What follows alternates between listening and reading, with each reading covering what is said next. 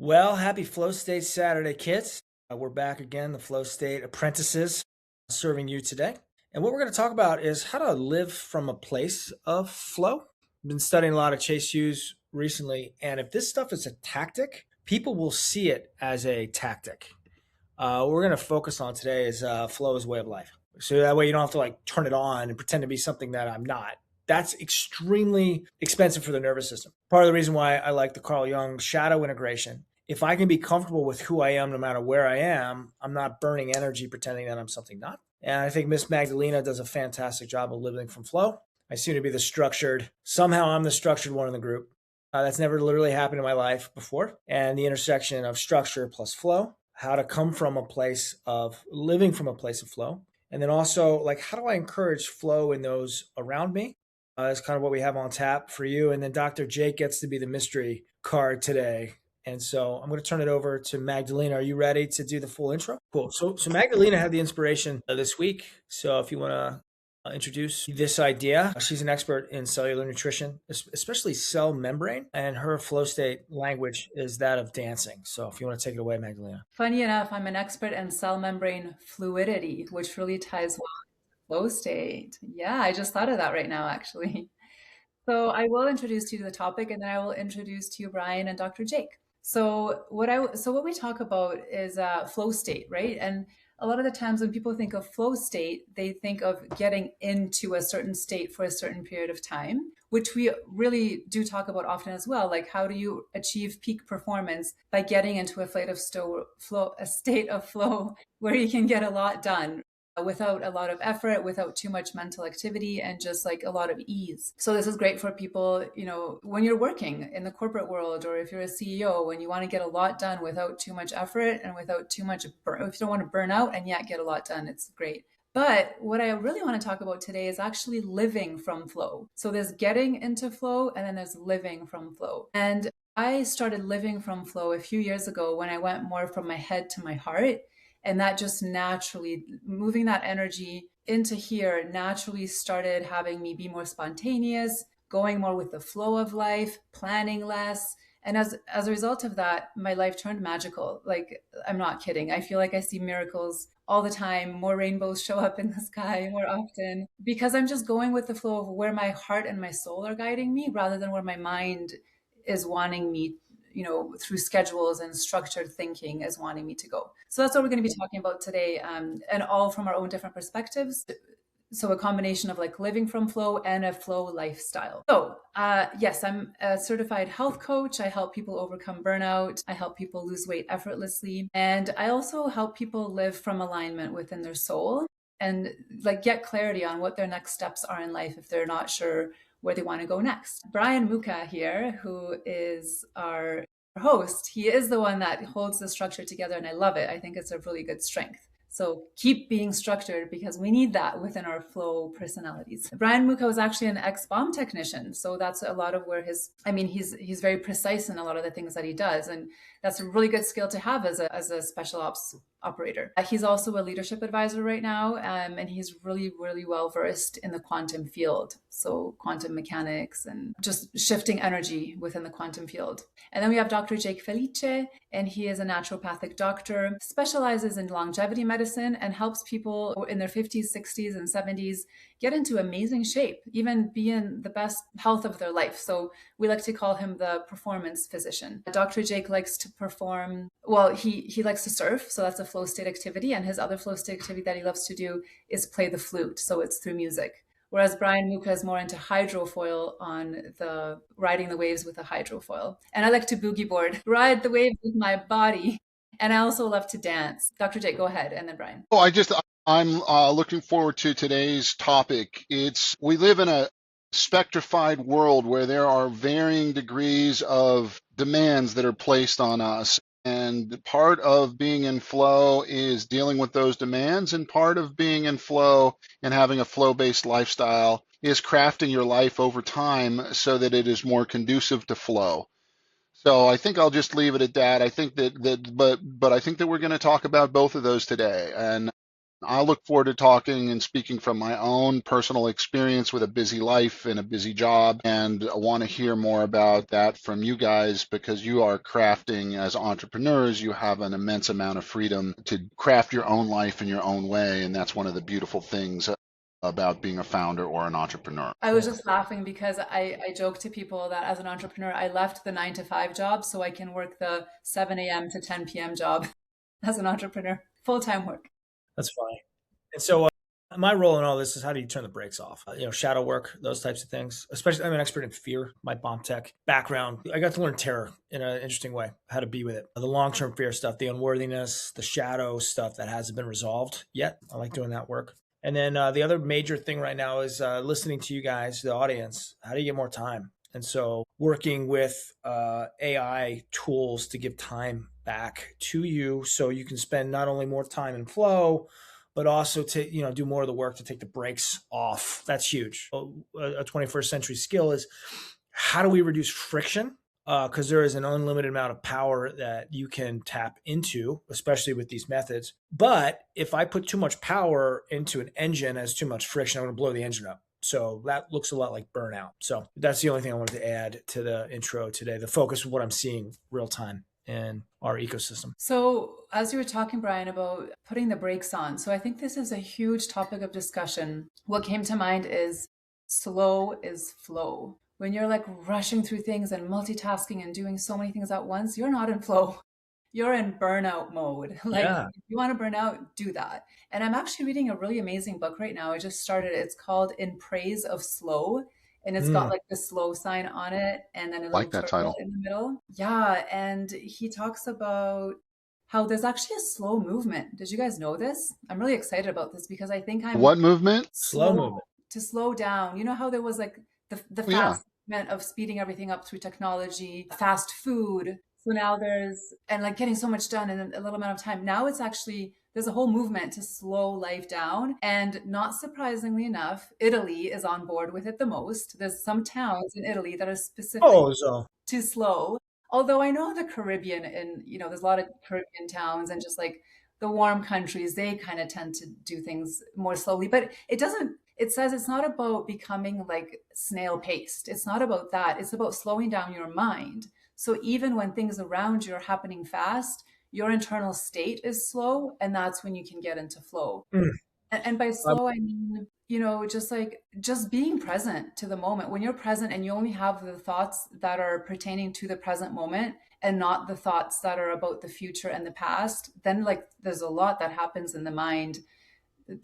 There's like thousands and thousands of thoughts versus just like a select number of thoughts that can happen when you're in the present moment. So that's what I mean partly when I say slowing down. Yeah. So just to piggyback on what you're sharing, so this week I've been enamored with Mr. Chase Hughes's work and his behavioral ops manual. Made a podcast explaining this. If you guys are interested in it, if you're in sales or influence at all, I created a podcast using my AI tools to understand this information better. The two things that he talks about most to having more influence, more authority in the world is first a clean house. So like how orderly is my place? And then secondly is how slow am I blinking? So to imagine not going any faster, any of the herky-jerky movements as opposed to moving through like a pool. So if you watch people who are high status, have high control of the nervous system, they move slowly. And people take notice because the calmer the person is, the more access to influence we give them because deep down, like that must be the leader. So Jake, how have you noticed in martial arts and yoga and those things slowing down? How does that actually dilate the things that you're doing? Well, I like the idea of slow is smooth and smooth is fast, so that somebody who is in an Olympic level or a professional NBA level, what is seems fast for us, their nervous system is more in a groove. I, as a background in psychology, psychology was my undergrad, and I'm particularly fascinated with the stories that we tell ourselves. Magdalena was talking about present, past, and future, and flow is very much a present state of mind. But when we get out of flow, we future attach or we will rerun things from the past. So future is imagination Past is memory. And there are usually about 3 or 4 stories that we can tell in either future or past states. And they're very simple. They involve ourself, and they would involve moving towards something. Hmm. On a positive frame, that could be purpose. On a negative side, that would mean too busy doing what you're doing, rushing around all the time. We could also be moving away from something. So this is that fear, desire dynamic. We can also resist things. So moving towards something is a story, and there are so many iterations of this. I'm moving away from something. Oh, I gotta get away from this job. I gotta get away from my boss. I gotta get away from my coworker. Resisting. Oh, how can I do better than or beat or defeat this person? Or how did this person get the better of me, and how am I going to get back? So there are these future, past, present. But the fourth that I like because it ties in with your blinking aspect, Brian, which is something we can tune into right away, and Magdalena, that ties in with your slow moving. The fourth option is stillness. And Mm. stillness from a point of receptivity, not from a point of freezing because we're scared, but just slowing down to take in the environment, and that changes the story and it changes the nervous systems. So we can talk about physiology, but we can also talk about the stories that we tell. And I find that can be super helpful. Ooh, I love that. And just really quick addition. How great would it be to know how your stories are landing right now in this now moment? So if you look at Magdalena, she's a very slow eye blink, really present in this. And so if you're in sales or in leadership, wouldn't it be great to know, like, before the ask, are we aligned? Are we in coherence with each other? And our bodies are going to tell us that real time, right? So watch Dr. Jake, right? Some novelty just peaked up. Novelties are our friend with influence in this. And so if I watch, and I'm enamored now with watching for flexion, and then what's the opposite of flexion? Extension. Extension. If you watch somebody's hands move during a presentation, they'll tell you that, Mm-hmm. right? So like, Yep. hey, I want to say this car in red is the example that Chase Hughes uses. You watch the fingers do this, they don't want that car in red. Hey, so this is the only one that we have. Really? Well, I guess that's kind of okay. But the eyes are rapid firing SOS. So what I found with breath and teaching breath, the more I could pay attention to my own breath and what that's doing, the more I was aware of what your breath is doing. So these are 21st century skills, to quote Dr. Jake in this. And so if I start to notice, when do I hold my breath? That's homework I usually give with my clients. When do you hold your breath? That's a trigger trauma. Your body is telling you where there's a trauma trigger story waiting. And the more I can start to notice, when do I do this? Like, this is me getting into a fight. Like, I want to protect my neck, versus like, when can I open up? You just kind of share, right? And your audience, if you're public speaking, if you're in sales, leading your team, they'll show you those things. So the more you can notice, what is my body doing below my chin in this now moment? Are you receptive? Fingers are open? Or is like, I don't want this idea, right? So like, body is showing what the ego is fighting. Powerful awareness. Jake, thank you for teaching me that. This actually Yeah. oh, sorry. Go ahead, Magdalena. This ties in perfectly with what I wanted to do right now, which is like a 30-second exercise for us to do, which involves all of these things. So the extension. So first of all, if you guys want to participate in this, just like sit up straight, improve your posture. So straight spine, make sure your neck is centered on your spine, so you're aligned. And then what we're going to do, this made me think of like what Dr. Jake was talking about with eye movement. So we're actually going to look off into the distance. So don't look at your laptop. Like, I'm going to look through out the window into the distance. And if you can look at nature, that's even better. But we're going to look into the distance. And then as you do that, if you don't see any danger coming towards you, instantly your body recognizes that you're safe. So there's no tigers or lions or bears coming at you. You're safe. So instantly you're going to relax a little bit because of that. And then next thing we're going to do, so look into the distance. Then we're going to take in a deep breath through our nose and then sip more through our mouth.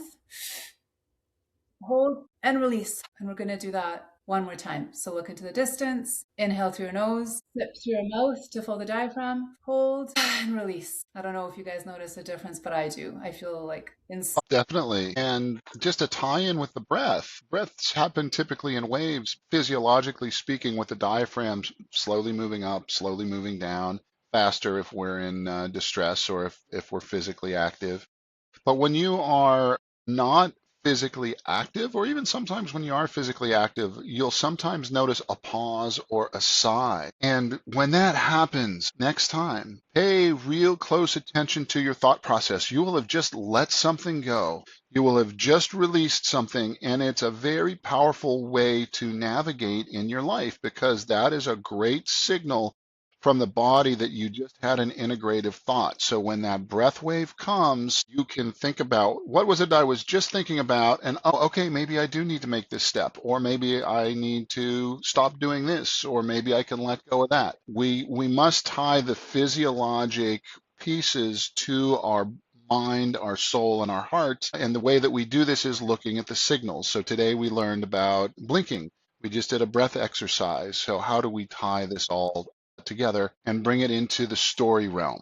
So I want to share a breakthrough I just had with a client of mine.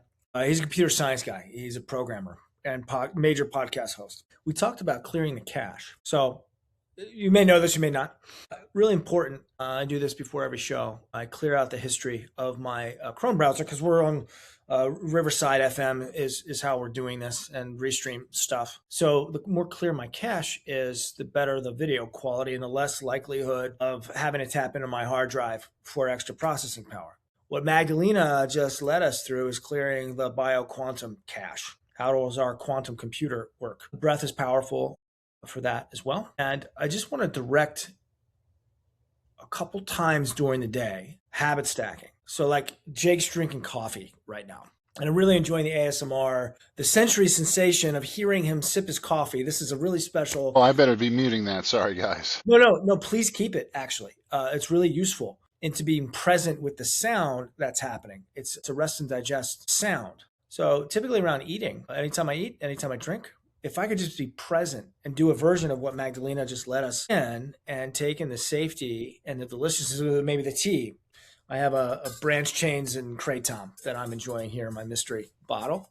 And there is some nerves in going live. And so I'm actually using the drinking to keep myself centered.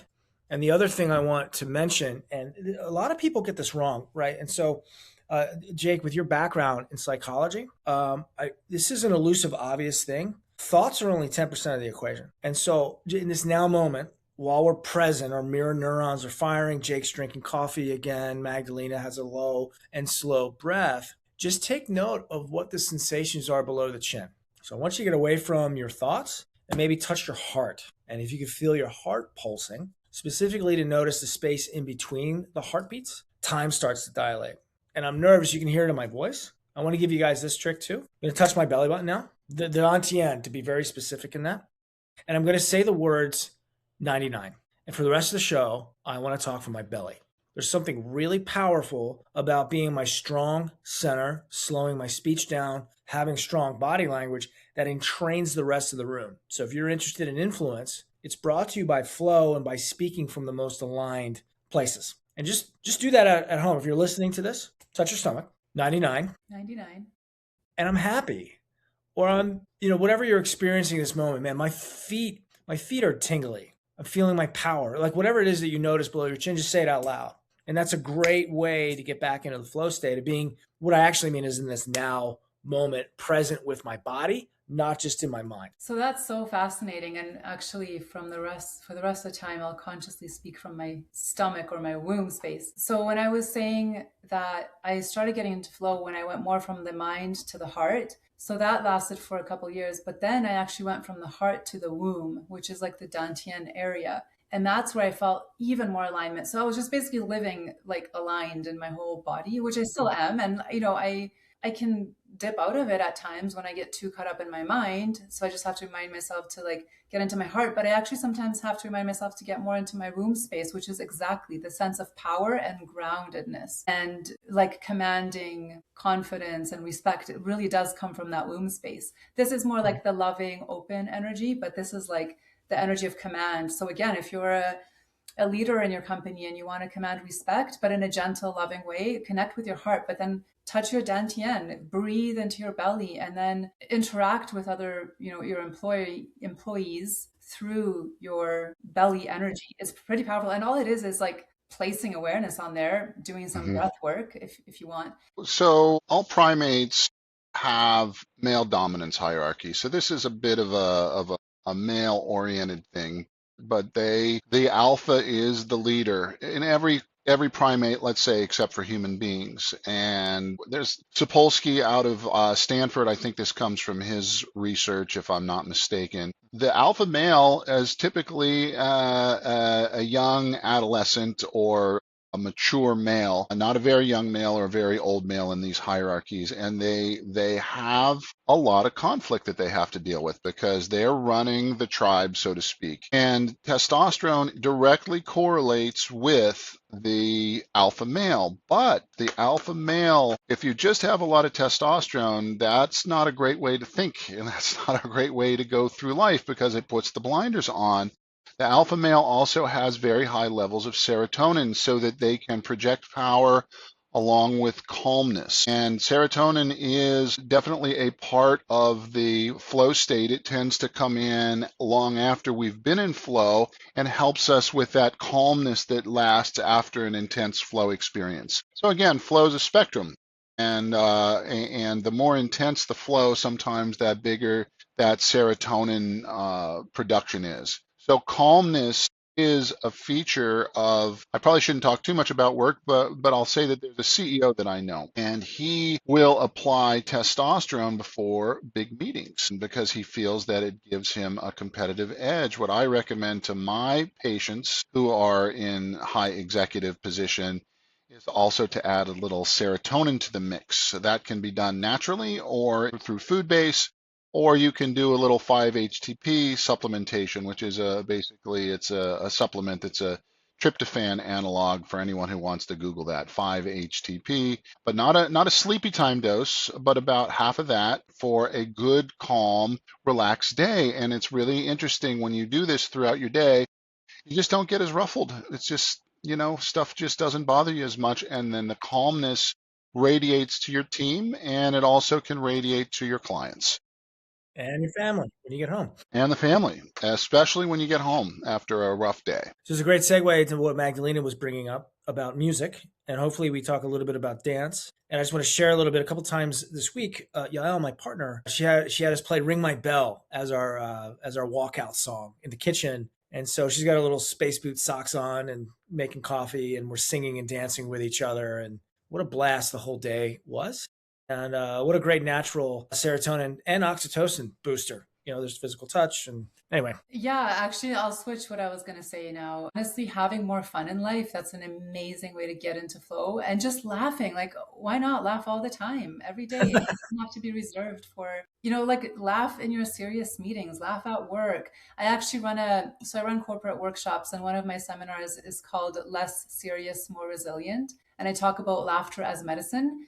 And it's amazing. Like I just show people funny videos and they're laughing. And you know how many health benefits there are to laughter? Like first I make them laugh and then I show them the list of emotional, mental, physical, and sociological benefits that they're getting from just laughing. So not taking yourself too seriously, that's an amazing way to live from flow. And even when you're getting into a specific state of flow for peak performance, still not taking yourself too seriously is what will get you there. That's partly why beginner's luck happens, I think, because when you do something for the first time, I'm just making this up, but it makes sense to me. I think it's because you're not, first of all, you don't have any expectations. There's no pressure. You're not putting pressure on yourself. So for example, I remember when I played pool for the very first time, like billiards, and I won, but it was my first time. And I had just I was like, oh, I'm just going to try this, very lighthearted approach. And then I won. And then I was like, oh, I guess I'm good at this. And then I had this expectation that I'm going to win again. And then I lost the second round because the pressure was on and this expectation happened. Wow. So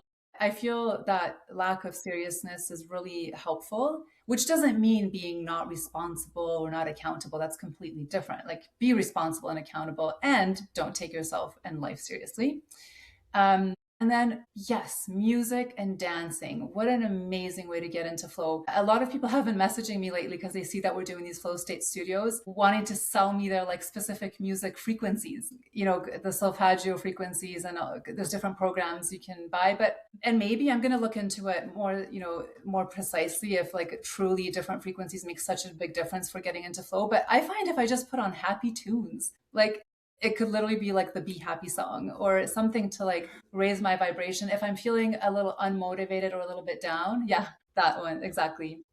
Or if I'm feeling really stressed and amped up and I have too much energy, if I just put on calming, relaxing music, it instantly grounds me. Again, burnout prevention, play some calming music. I actually love listening to Gregorian chants lately because to me that's like the ultimate way to like calm down. And then like Zen meditation music, just like something really, really simple, or even silence sometimes. Like just turning everything off and just being silent, that really resets me and grounds me. So music is so powerful, and I am excited to look into like these specific frequencies and see how much of a difference do these actually make in terms of changing my state. This is a little bit of an area of expertise for me in that. So if we're playing the way too serious game, the probability of flow is not very high, as you can Yeah. imagine. So the more flexion I have, the less open I am. And so like zero music to music, there's going to be a big breakthrough in that. For those of us, classically trained music experience, it turns out I get to be like very sensitive about the frequencies of music, right? So there's just some, for example, the body doesn't like 440 hertz. That's concert A. Thank you, Rockefeller. We changed that from 432 hertz. That is a frequency of coherence for the whole body. And we'll just play a little game, right? So like, hardcore rap music or traffic, like motor noise, is very dissonant in the body. It doesn't like it. It's the opposite of being in a cypress forest where you can hear the rustling of the natural sounds in that, right? Very much in the same way that you have an expertise with essential oils and what they do, frequencies have a different effect on each of the chakras, for example. So if I'm in 639 frequencies, I'm focused on my third eye in that. So there's ways. So that's interesting what those frequencies are. What's fascinating to me is what the Monroe Institute did with their work with the CIA in creating hemisync. You guys familiar with that? Hemisync, no. So I can't hear an alpha brainwave. It's too low, right? That's in seismic. That's like 4 hertz, right? Dr. J, correct me if I'm wrong with these frequencies. I want to be in a delta theta state for a lot of this creative work. That's the between sleep and awake frequency. I can't hear 8 hertz, right? My hearing starts at about 20. That's seismic waves. Let's say how elephants actually communicate and also whales. But what I can do is I can play a frequency at 432 in one ear and 440 in the other. And the delta between those two is 8 hertz. And there's a particular thermocline, a channel at 8 hertz, which is both delta and theta. Is that what binaural beats do? That's exactly hemisync derived from Monroe Institute with the CIA is what binaural beats was inspired from. Monroe Institute has the most accurate frequencies. Okay. So, and I can feel a difference in that. So the least accurate frequencies are those on YouTube. They're close. Some of them are really good. So 40% accurate on YouTube. So that means 4 out of 10 that says 432 will actually be 432 or 8 hertz, or if you're in a theta brain state. Spotify is up at 70%. Monroe is 10 out of 10. And they have an app, and I'll link that to the show notes. I actually make my own. So using Audacity, I actually will make custom binaural and trinaural beats focusing on 2 or 3 chakras for writing or for relaxation or whatever. And in the way that you understand essential oils and what they do, I can do that with frequency. Okay, interesting. Good, better, best. Okay, yeah, I told these people I am going to look into it, and now I'm glad I am because I'm like, I will be circling back to them. Nice. So I want to segue then on this laughter concept, because laughter is a good way to know that you're in flow. It is. And what happens to the diaphragm when we laugh? What's the diaphragm doing? Oh, it's resetting. It's going up and down. So when in the diaphragm, there's so much of this is involved in our nervous system. So we have the relaxation, which is the rest and digest, and we have the fight or flight. So fight or flight is the fear response. So again, you've got the flexion dynamic, but also the diaphragm goes up and down. So the diaphragm is activated in inspiration, so that's sympathetic, and then when we sigh and let it go, that's the parasympathetic.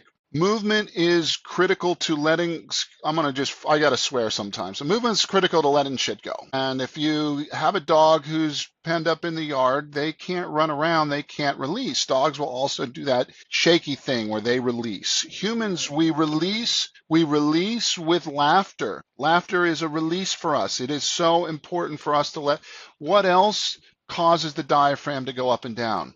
Weeping and crying, and think of how good you feel after a great cry. And guys, we don't cry, I think, as much as we're supposed to, just typically. But there is a tension release flow circuit, tension release flow, and so the think of a sad song or a happy song. They both get you to the same place. Mm. And so this breath wave that comes through with the laughter, but the ultimate, I would agree, the ultimate flow is fun. And I think this is where music comes in, because music is, I had the opportunity to play music last night with family next door.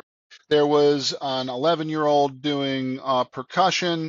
His mom, who's a classically trained violinist, can't play live, so she played the tambourine. The dad was on the keyboard, and the uncle was on the guitar, and I was on the flute, and we had so much fun. And it was community building because they were neighbors. I played with the dad before a couple times, but we played music together. We laughed, we sang, and we bonded. It's so natural. So think of with teams. It's not really culturally acceptable for us to sing in teams, unfortunately. We've lost that as humans, but we can laugh together. And we can also cry together, but that usually doesn't happen either. But we certainly can laugh together. So I'm just reminded of my experience with laughing yoga. Anybody? I've done it. Fun. So like fake laughter, I find also leads to real laughter. And so I'm just going to invite you, and this language is really specific, so feel free to use this and share this. Let's just dance with the unfamiliar, all right? So there's either the familiar or the unfamiliar. And if I'm navigating the unfamiliar, there's a high probability for flow. Shane McConkey and some of these Travis Rice or Travis Pastrana, some of these traditional flow athletes, they feel the fear before they go to do these amazing tricks. So the conversion of nervous, excited energy into flow is part of the conversation too. And as Dr. Jake said, there's a great way. So let's fake laugh let's do three. I like breathing in threes and six. So if you do 6 breaths, that gets you 80% of the breath dosage in that. So let's just do 3 and breathe in any way you want, through your nose, through your mouth, doesn't matter. So let's breathe in. And then on the exhale, I just want you to laugh out loud. So if you're in a place in your car, great. If you're not in a place where you can do that, maybe do this later, but let's just breathe in together. Full set on the laugh. You ready? And so it's a reset in that. And maybe you're laughing at me, and I'm totally okay if you want to rewind the tape and laugh at me while it still gets me to my desired shared outcome with you, is to laugh a little. You know what's funny about that? My laughing out loud is like, how there's different types of laughs, which is hilarious when you look it up and then you can relate to the type of laugh and you're like, yeah, that's me. So my laughing out loud is like, some people laugh through their noses.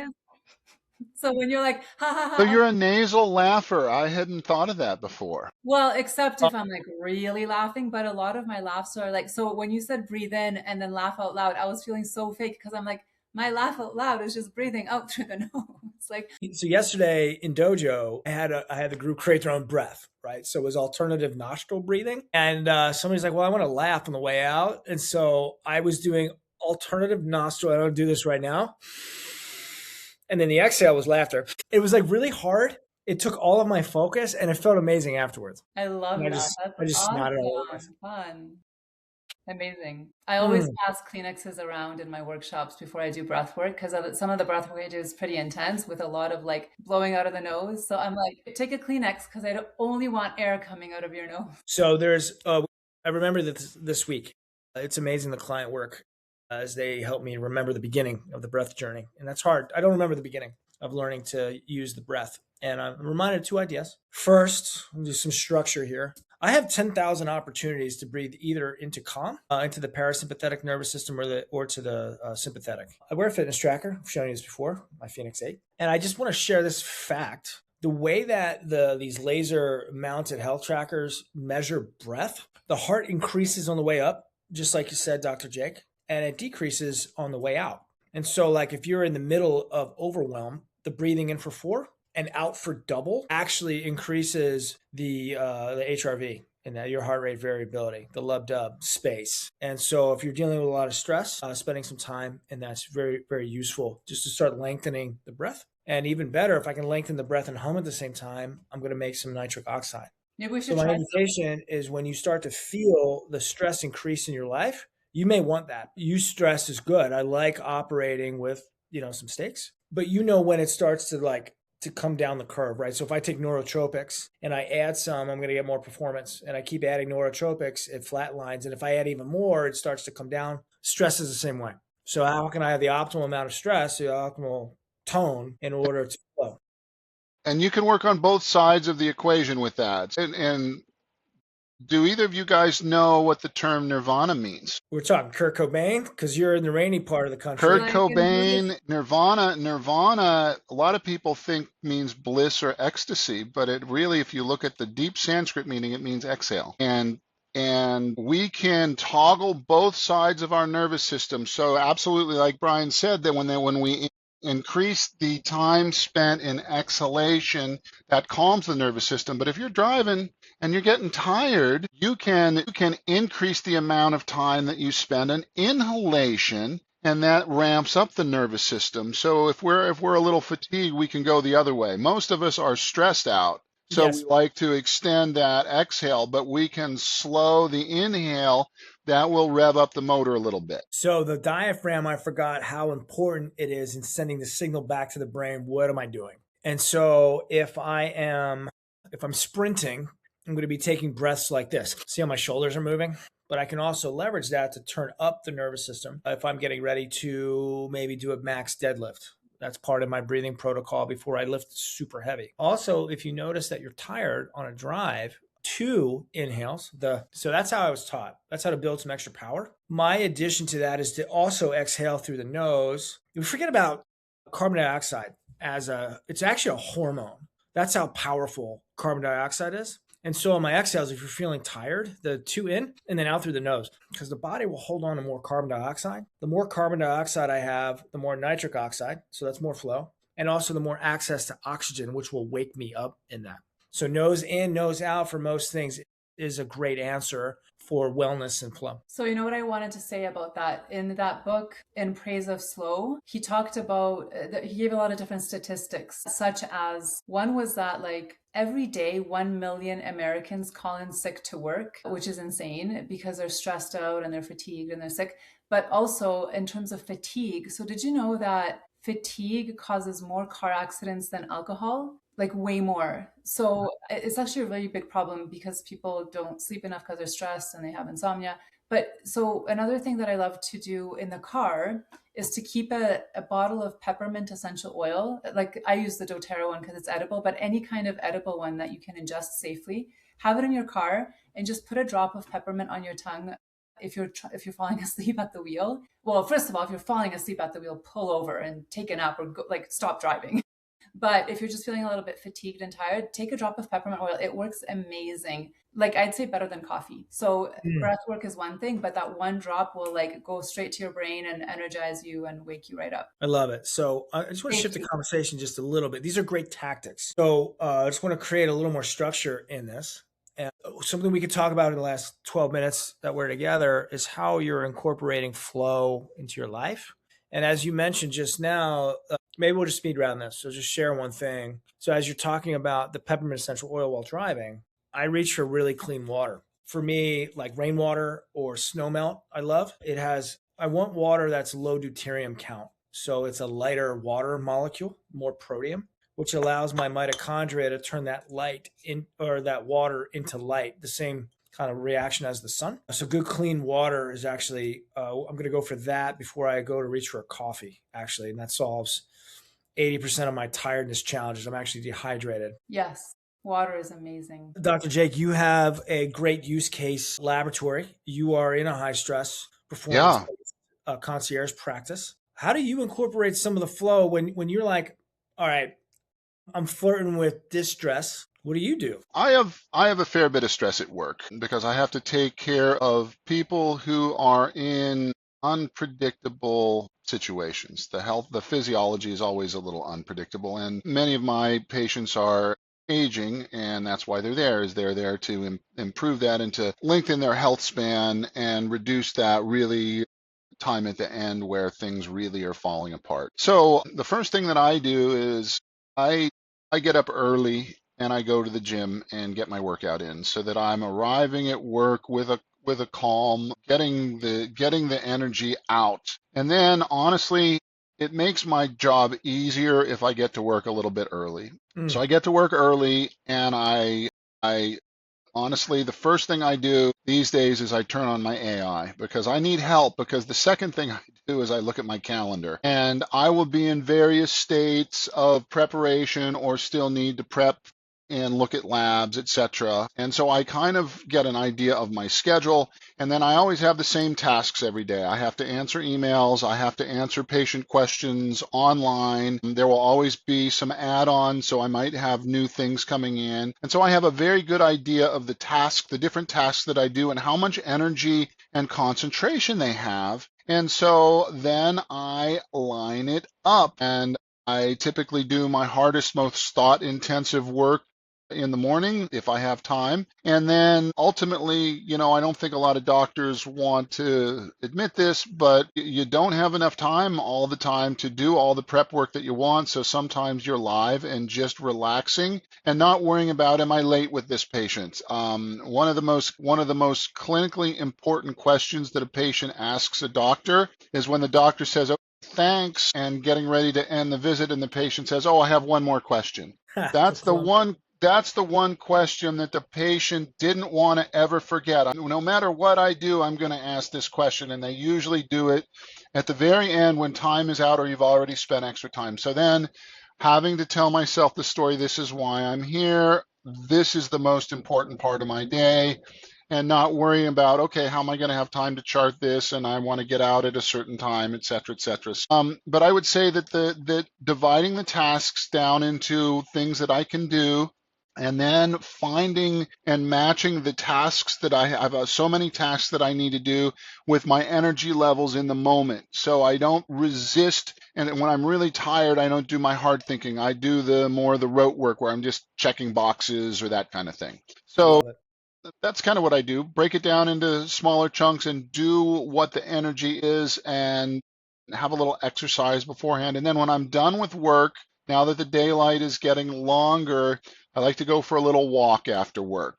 And that really helps me get that out of my nervous system and kind of reorient for the next day and keep my stress levels low. But I'm in a flow state through much of my workday. It's not always a pleasant flow state, but it is flow within the context of the limitations of the box that I work in. Amazing. You brought up a really great point in that, Jake, is also the decompression afterwards. And I just want to double click in the middle. You said I opened up my AI, and that's been a big breakthrough for me. That's the first I thing don't I do exactly because I I don't need exactly backup, man. I need some backup here. Yeah, man. So if I forget the four cores, I just want to talk about that for a sec. I don't executive function well.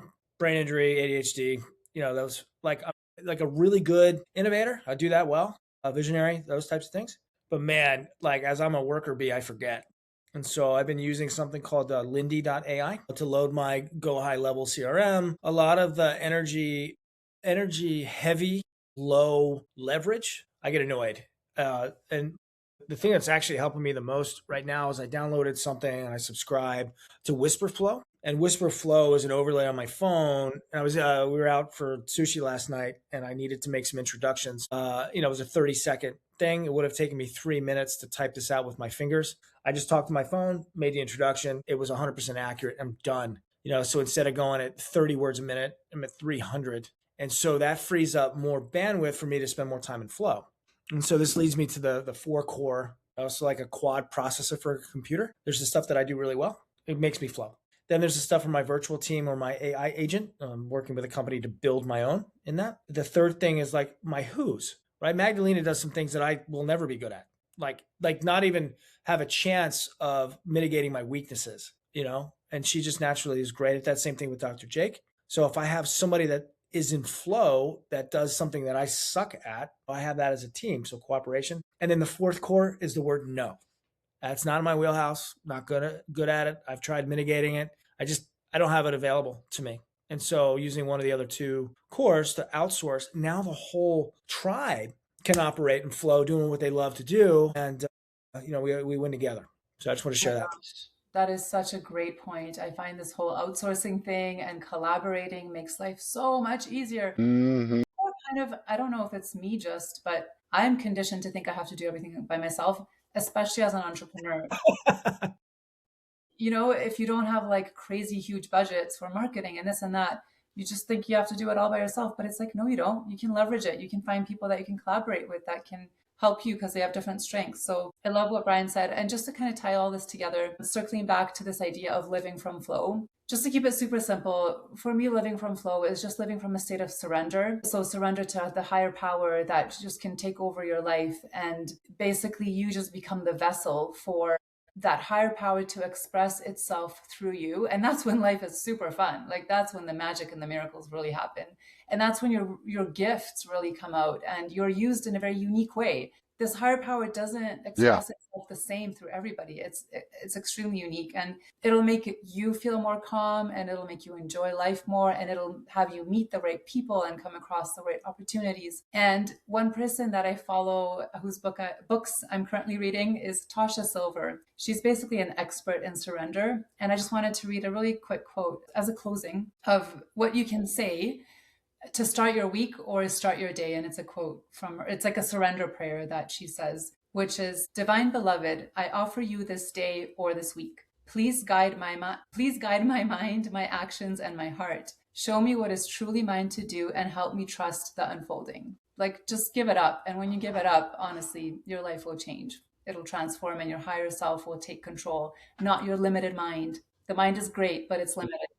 Mm, I love that. And this is the third instance in 2 days where I'm being reminded to surrender. I met with the Gene Keys team yesterday. My stability in life is a line 3. And so that's surrender. What I'm learning from Chase Hughes in how to have more influence. I want to be the palm tree, not the oak tree. He or she who is most flexible has the most options. Huge. And then from a cosmic perspective, surrender. Like there are things waiting to be birthed through me, and all I have to do is get out of the way. It has to be a particular way. I want this to be structured. No, nope, it's already perfect. And the letting go, the surrendering almost always starts with an exhale. Or the And the spine. holding on almost always starts with an inhale. It's true. And if you want to trace the breath right before that, what am I in flexion or am I in extension?